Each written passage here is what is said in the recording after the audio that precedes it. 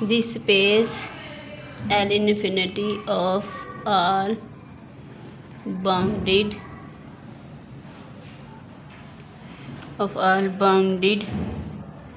sequences, real or complex, is complete। यानी कि L infinity की आपके पास स्पेस है और इसके अंदर किस किस्म के सीक्वेंसेस हैं, ऐसे सीक्वेंसेस हैं सच दैट जो कि आपके पास बाउंडेड है, और आपने शो करना है कि ऐसी स्पेस जो है वो आपके पास कंप्लीट मैट्रिक स्पेस है। To show that L infinity is complete, करना क्या है आपने, to show that L infinity is complete metric space. इसको कंप्लीट करने के लिए आपको क्या करना पड़ेगा, इसको कंप्लीट शो करने के लिए आप इसमें से काशी सीक्वेंस लेंगे और शो करेंगे कि वो इस स्पेस के ही किसी पॉइंट को कन्वर्ज करता है। सबसे पहले इस स्पेस के ऊपर जो मैट्रिक है वो किस तरह से डिफ़ाइन होता है।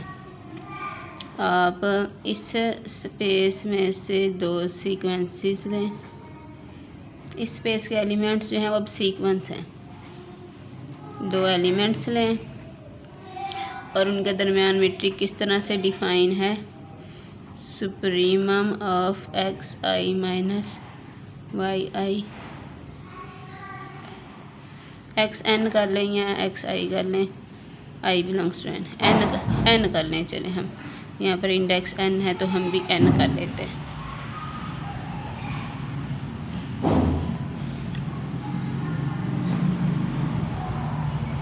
ठीक है जी, ये सारी जगह पे एन करने हैं आप। ये जो है इस मैट्रिक से इसके ऊपर इस तरह से डिस्टेंस डिफाइन है। इस मैट्रिक के तहत आपने शो करना है कि एल इन्फिनिटी आपके पास है कंप्लीट मैट्रिक स्पेस है। ठीक है जी, इसको कंप्लीट शो करने के लिए क्या करेंगे, हम यहाँ से एक काशी सीक्वेंस लेंगे, काशी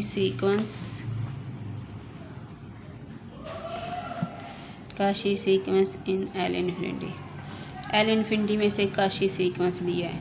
इस सीक्वेंस की टर्म्स जैसे मैंने आपको पीछे आर एन में सीक्वेंस जो है वो खोल के दिखाया था, इसकी टर्म्स भी आपके पास वैसे ही हैं। ठीक है जी, इसके काशी होने की डेफिनेशन अप्लाई करने लगे। Given epsilon there exist a natural number N naught such that for all P Q greater than equal to n naught, distance between xp and xq is equal to supremum xpn minus xqn is less than epsilon। ठीक है जी, अब मैं जो हूँ जिस तरह मैंने are N के लिए काम किया था इसमें काम करके आपको दिखाती हूँ। अब दो सीक्वेंसेस का डिफरेंस कैसे लेना है। फर्स्ट करें, ये आपके पास एक सीक्वेंस है x is equal to X P और एक सीक्वेंस है नहीं बल्कि ये एक ही सीक्वेंस जो है वो ये, और एक्स पी की एंट्रीज क्या होंगी आपके पास, X P one, X P two, X P three, X P four, X P N up to so on, X Q one, X Q two, X Q three, X Q N. ठीक है जी, ये आपके पास sequence की pth term है, ये आपके पास सीक्वेंस की क्यूथ टर्म है। ये जो आपने सीक्वेंस लिया है, इस सीक्वेंस की हर एंट्री बजाते खुद एक सीक्वेंस है। ठीक है जी, इसको मैं और जो है वो लिखने तफसील से लिखती हूँ। x1, x2, x3, x4, xp, xq up to so on. x1 entry कैसी होगी, x11, x12, x13, x14 x1 n up to so on. x2 entry, क्योंकि ये n इन्फिनिटी में से सीक्वेंस लिया गया है ना, तो आपके पास इनमें से हर एंट्री बजाते खुद एक सीक्वेंस होगी। 2 1 2 2 2 3 2 4 2 n up to so on. x3 x31 x32 x33 x34 x3n up to so on. और pth एंट्री क्या होगी? xp1 p2 p3 pn। और qth एंट्री क्या होगी? xq1 xq2 xq3 xqn। ठीक है जी, ये इस सीक्वेंस की मैंने एंट्रीज लिखी है। इसके काशी होने की डेफिनेशन हमने अप्लाई की है। इस सीक्वेंस के काशी होने की डेफिनेशन हमने अप्लाई की है। वो क्या थी definition? Distance between xp xq जो कि आपके पास है जी supremum of xp n minus xq n का mod is less than epsilon for all p q greater than equal to n naught. अब सुप्रीमम जो है वो एप्सिलॉन से लेस है, तो इसका मतलब है कि हर एंट्री भी एप्सिलॉन से लेस होगी for all p q greater than equal to n naught. तो ये क्या बन गया है? ये तो आपके पास काशी सीक्वेंस की डेफिनेशन बन गई है। ठीक है, फॉर एवरी फिक्स्ड n, वो कहते हैं अगर n को फिक्स कर लिया जाए, फिक्स है मुराद क्या है कि अगर इसकी वैल्यू आप 2 कर लें, 2 कर लें, इसका मतलब क्या है कि ये सेकंड, तो इसका मतलब क्या है? अगर आप n को फिक्स कर लें फॉर फिक्स्ड n, अगर n को 2 कर लें, तो इसका मतलब है कि जो सेकंड एंट्रीज़ है उनका सीक्वेंस। और अगर आप n इज़ इक्वल टू 3 कर लेते हैं, इसका मतलब है तीसरी एंट्रीज़ का सीक्वेंस। और अगर आप n को 1 कर लेते हैं, n को फिक्स है, ये नीचे वाला जो इंडेक्स है ये फिक्स किया जा रहा है, ऊपर वाला चेंज, ये देखें नीचे वाला 1 1 1, ऊपर वाला चेंज हो रहा है 1 2 3, वो चेंज हो रहा है।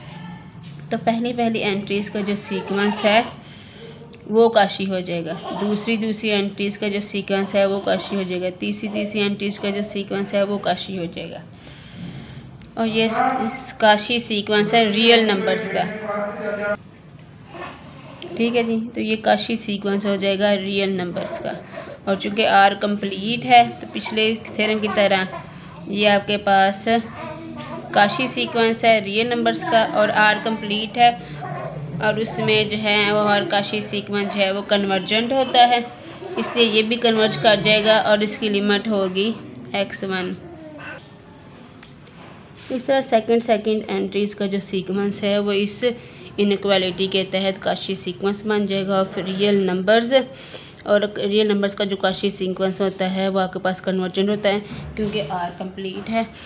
तो ये जिस पॉइंट को कन्वर्ज करेगा उसका नाम रख लेते हैं हम x2, ये जिसको कन्वर्ज करेगा उसका नाम x3, और ये जिसको कन्वर्ज करेगा इसका नाम रख लेंगे xn up to so on. ये जो लिमिट्स आई हैं आपके पास, इसका एक सीक्वेंस बना लें, x1 x2 x3 xn up to so on. ठीक है जी, और हम शो करेंगे कि ये जो हमारा सीक्वेंस है ये इस सीक्वेंस को कन्वर्ज करता है। ठीक है जी, यानी कि जो हमारे पास है इसका मतलब है कि xpn कन्वर्जिस टू xn, ये इन सीक्वेंसेस के कन्वर्जेंट होने को हमने लिखा है। ठीक है जी, इन सीक्वेंसेस के कन्वर्जेंट होने को हमने लिखा है कि xpn converges to xn as p approaches to infinity in R। अब हम शो करेंगे, इनके कन्वर्जेंट होने की डेफिनेशन लिखने लगे हैं। X P N minus X N is less than epsilon for all N is greater than equal to N naught. ठीक है जी, for all N P is greater than equal to N naught. ये हमने इन sequences के convergent होने की definition लिखी है। अब हर एन के लिए ये चीज़ आपके पास एप्सिलॉन से लेस हो रही है, तो इनका जो सुप्रीमम है वो भी आपके पास एप्सिलॉन से लेस होगा। हमने कहा X P N minus X N is less than epsilon for all N and for all P is greater than equal to N naught. ये सारी एंटीज एप्सिलॉन से लेस हैं, तो इनका जो सुप्रीमम है वो भी एप्सिलॉन से लेस होगा। और ये चीज़ ऐसी डिस्टेंस बिटवीन एक्स पी और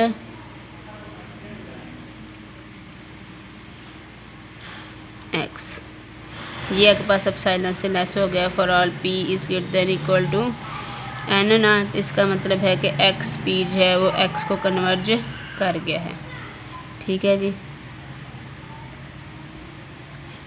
जैसा सीक्वेंस होता है वैसी ही लिमिट होती है। अब ये जो है सीक्वेंसेस ऑफ सीक्वेंस था, तो इसकी लिमिट भी एक सीक्वेंस आ गई है, तो हमने शो कर दिया ये कन्वर्जेंट है। अब नेक्स्ट स्टेप हमने शो करना है कि ये जो हमारे पास लिमिट आई है, क्या ये हमारे पास एल इन्फिनिटी का मेंबर है, क्या ये एल इन्फिनिटी को बिलोंग करती है। जैसे हमने आर एन में से एक सीक्वेंस लिया था और हमने शो किया था कि एक्स पी जो है वो एक एन टुपल को ही जो है वो कन्वर्ज करता है। ठीक है, इसमें से हमने एक सीक्वेंस लिया था और हमने शो किया था कि वो एक एन टुपल को ही कन्वर्ज करता है। तो हमें देख के पता चल रहा था कि ये इसी का ही एलिमेंट है और हमें वो साबित करना नहीं पड़ा था। अब हमने ये तो शो कर लिया कि हमने जो इसमें से सीक्वेंस लिया था एल इन्फिनिटी में से वो कन्वर्ज कर गया, लेकिन हमें नहीं पता कि ये स्पेस का पॉइंट है कि नहीं। जैसा कि हमने पीछे ये एग्जांपल की है, इसमें हमने जब ये सीक्वेंस लिया था 1/n, तो ये ज़ीरो कन्वर्ज करता था जो कि एक्स का मेंबर नहीं था। तो हमें नहीं पता कि ये जो है एल इन्फिनिटी का मेंबर है कि नहीं। तो अब हमें ये चेक करना पड़ेगा कि ये एल इन्फिनिटी का मेंबर है कि नहीं। तो ये कब मेंबर होगा, जब जो है ये जो एक्स है ये बाउंडेड सीक्वेंस हो जाएगा। अगर ये बाउंडेड सीक्वेंस हो जाता है तो फिर ये एल इन्फिनिटी का मेंबर हो जाएगा। और अब हम यही शो करेंगे कि ये बाउंडेड है। इसकी एंट्रीज़ का मॉड लेंगे, उसके अंदर एक्स पी एन ऐड भी करेंगे और एक्स पी एन सब्ट्रैक्ट भी करेंगे।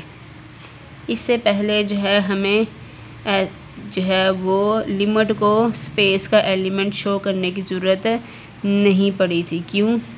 क्योंकि आर एन में भी जो सीक्वेंस जो है एन टुपल को कन्वर्ज कर रहा था वो देखने से पता चल रहा था कि उसका मेंबर है। रियल नंबर्स में भी और कम्प्लेक्स नंबर्स में से भी हमें पता चला था कि सीक्वेंस जिसको कन्वर्ज कर रहा है वो एक रियल नंबर है, वो एक कम्प्लेक्स नंबर है। यहाँ पर हमें नहीं पता, अब सीक्वेंस जो है सीक्वेंस को कन्वर्ट तो कर गया है, लेकिन हमें नहीं पता ये इन्फिनिटी का मेंबर या नहीं। तो ये तब बनेगा जब ये बाउंडेड होगा।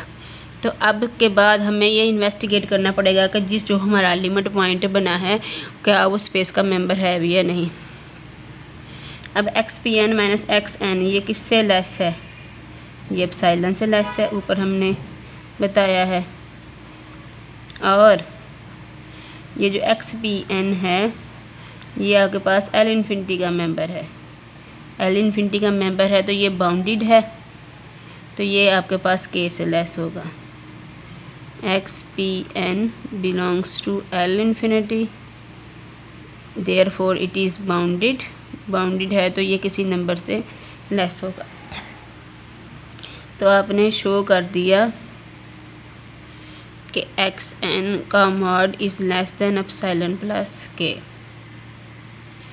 इसका मतलब है कि इसकी हर जो टर्म है वो एक ख़ास नंबर से लेस है, तो ये इसका मतलब है कि आपके पास ये सीक्वेंस जो है वो बाउंडेड है।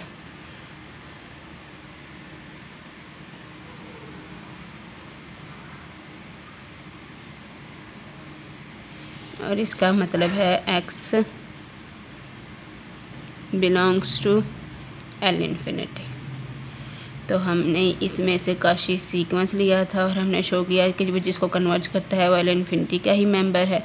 तो इसका मतलब है कि एल इन्फिनिटी में मौजूद हर काशी सीक्वेंस जो है वो कन्वर्जेंट है और स्पेस के ही पॉइंट को कन्वर्जेंट है। तो इसका मतलब L infinity is complete space.